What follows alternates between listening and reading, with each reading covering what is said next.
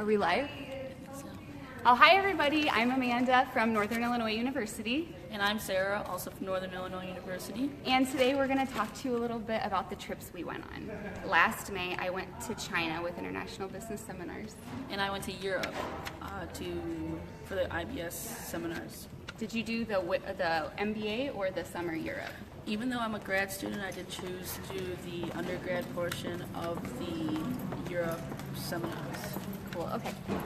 So I also did Southeast Asia in January this year, so that might come up a little bit during the discussion. You can also sign up for your Southeast Asia seminar right now.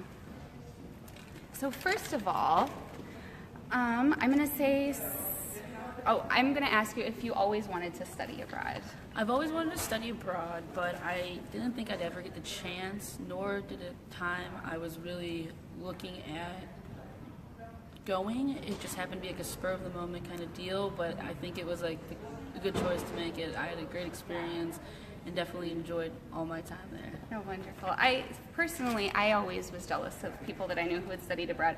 I had a friend in high school. She got to go to Spain. She also had a double income family, and I thought, wow, I'd love to study abroad, but I probably won't get to do it. And then I heard about international business seminars, and I thought 11 days is manageable. I don't have to quit my job. I don't have to get rid of my cat. My boyfriend will recognize me when I get back, all of that good stuff. So it made it really manageable for me to actually study abroad. And now I get to go around and talk about how I studied abroad, and I went here and I went there. So that's always really cool. And do you feel sometimes like people are jealous of you? I do feel like people are jealous, but now I look at it, I'm like, realizing how many more people study abroad than I thought actually studied abroad. So I was just talking to my friend, and her sister had studied abroad like 4 or 5 times, and I was like, I'm so glad I went. I can finally feel that and understand why people get so excited for that. Yeah. That excitement I was jealous of. I didn't know if I wanted to go here or there, that I wanted to travel necessarily a lot, but the excitement just made me really jealous because I wanted to feel like that about something. I talked to somebody last week about studying abroad, and I could tell they were a little jealous of me, and they kind of assumed my parents paid for me to go, and I explained to him, no, I'm a first-generation college student. I don't even work while I'm in school because I'm full-time and I'm really active, so I was able to get a lot of scholarships, and I actually got 75% scholarship coverage for China and 50% for Southeast Asia. So I want to encourage you guys to look into scholarships. Your university might have some study abroad specific ones. For Asia, I was able to find a lot that weren't being taken advantage of because the Europe trip is a little more popular. And I ended up getting a handful of smaller ones to help me go. And I also made a GoFundMe. I have a blog on the International Business Seminar page about how I built my GoFundMe and how I reached all of my other funding goals. So I encourage you to go check that out. I might post a link in the comments at the end of our session. All right, how did your trip impact your career aspirations, if it did? Well, I just got a full-time offer with Crow, and they definitely are an international accounting firm. So congratulations.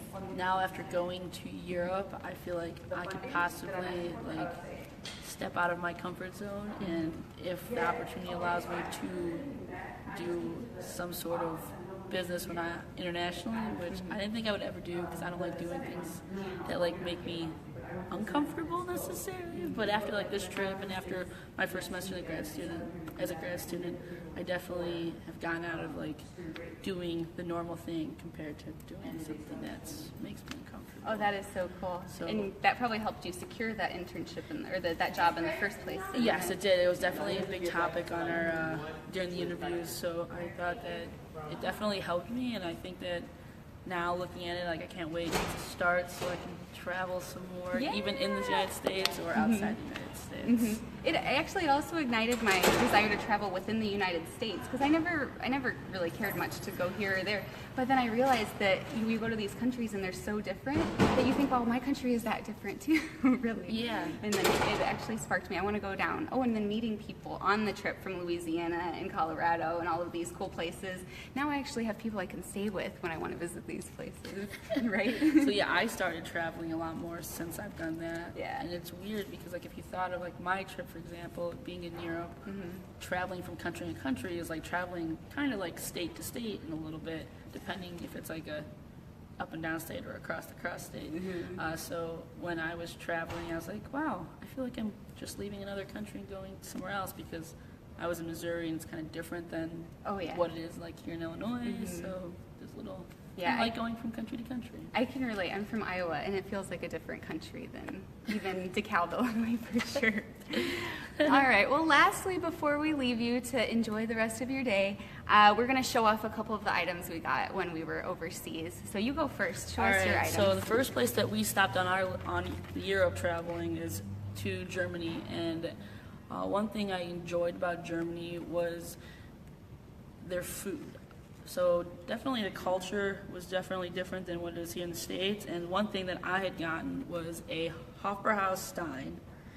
There is one in Rosemont, so definitely where... Oh, a Hopper House? Yeah, Hofbrauhaus. Cool. So this is where they're from, so I definitely needed to stop there. I do enjoy German food, and definitely the best part about my whole trip, I think, was trying the different foods out, and Germany by far was my favorite. Yeah. I love German food. So now when you visit that place in the States, do you get to say, oh yeah, I was at the headquarters. Oh, it was Yeah, I great. definitely, I haven't been to the Hofbrauhaus yet since then, but it's definitely more energetic than it is this one. Like, this one's just like a typical like restaurant, but it has like the same insides as it did in the one in Germany, but it's just louder, and people are friendlier, I guess, than the one in Rosemont. Oh, really? Oh, so the one in Europe, they're louder. Yeah, the Oh, one because in I hear we Europe. have such a reputation for being loud. I figured that ours might be louder. But yeah, the German. I just stepped into this one and bought my souvenir. It was too packed the day that we went to go eat there and everything. But it would have been a great experience to eat there. But it wasn't too bad. Very cool.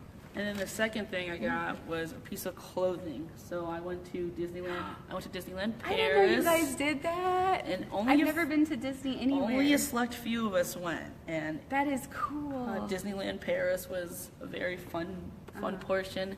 I think the best part was trying to figure how to get from our hotel to Disneyland Paris.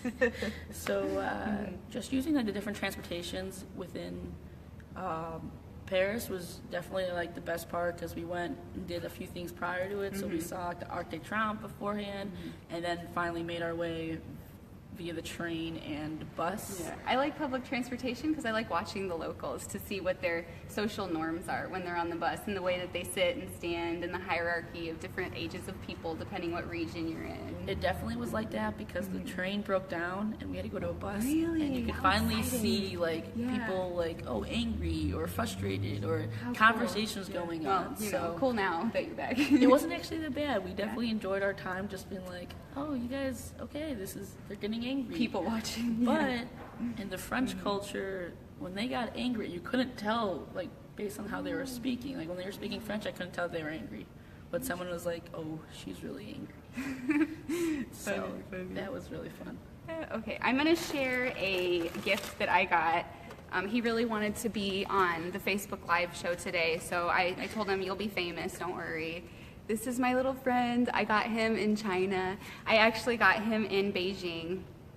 We went to first Beijing and then to China. So he was my roommate in my hotel room for the entire trip, and he would sit on the TV. Her and I didn't watch a lot of TV while we were there because we wanted to be more submerged into the culture and kind of let go of some of the American stuff, because we could have plenty of that when we get back. So we had all our little items lined up on our TV. Well, this guy was in the middle, and he beckons. He's for good fortune. So we had him in there the whole time, and you know, he goes and goes and goes, and he wouldn't stop, and I was so impressed. And he was just the most magical part of my trip, because he wouldn't stop, and there's no solar holes on it or anything, and I was just out of my mind. Well, he stopped beckoning a few months ago, and I thought, well, that's not lucky, so I better figure out what's going on. I realized there's a battery pack on the bottom. So this whole time, my roommate and I were like, man, this cat, he's so lucky, you know, look at him go, he'll never stop, he won't stop. And then, yeah, I guess it was a battery, but still, great memories from the trip. So actually, I bought him from a lady who chased me kind of down the street. I asked her how much he was, because I just think he's adorable. And she told me, and I thought, oh, you know, that's a little bit much for me, and I walked away, and she kept chasing me, and she's like, oh, you can pay me this much, going down. And I thought, well, I'll pay you that much for it. So Anyway, thank you guys for coming and seeing our Facebook Live session today. I hope you enjoyed it. If you have any questions about either of our trips, feel free to post a few comments, and I'll be looking at those within the next hour. And like I said, I'll also post a couple links to some of my blogs. Thank you. Thank you. Bye-bye.